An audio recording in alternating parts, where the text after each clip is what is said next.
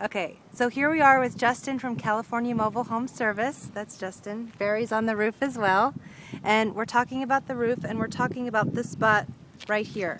So Justin, what are our options for this? Basically what we could do is a couple of different roof patches where we put down new felt, 25-year shingles. This is a tan shingle, so we could go around to any, for lack of a better description, cancerous areas and basically go over them with new felt and new shingles. You're going to be about $2,000 to $2,500 to go through the whole roof. If she just wants to do what we call a winterization, where we would put emulsion, and we could put some, we could probably just staple some extra shingles right over this. That would run $995 for this house. So, and then a complete brand new roof is going to run you about $8,500 on this home. Okay, $8,500, brand new.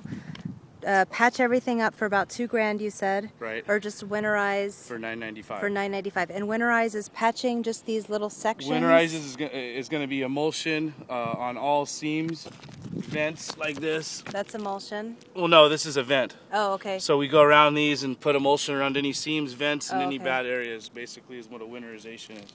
Okay, and then this is the cricket over here that we're looking at. Yeah. And what about that patching? The home inspector said something about like it was coming off. Would that be part of the winterization? Exactly. Okay, so that would be. So we'd put emulsion on those seams right there, and right where the cricket goes into that aluminum valley. Okay, and then that would last. Say they did the winterization for $995. Would last about how long? There's really no way it could last years and years and years. They haven't had any leaks as of now, so I would feel comfortable that a winterization would give you a good solid 3 to 5 years before you'd have any other concerns. 3 to 5 years, okay. And then would that winterization include this, like, just recaulking or resealing this area right here? Yeah, emulsion on that seam right there. Okay. And so you think that would... And emulsion around the vents. Okay, and that would be a good solution. So that would, get the roof as best as, the most economical way to do it. Okay. And then you've shared with me that this is a triple wide, and then there's marriage seams there, and that thing called the cricket is a marriage seam, and then this is too, right? Well, no, you have a marriage seam right here. Oh, okay. And you have a marriage seam right here. Oh, okay, just those things. What the cricket does is it makes it so the valley isn't real deep, so it doesn't accumulate water. Okay. So that's the whole purpose for the cricket. All right, very good. Is there anything else that we need to know right now?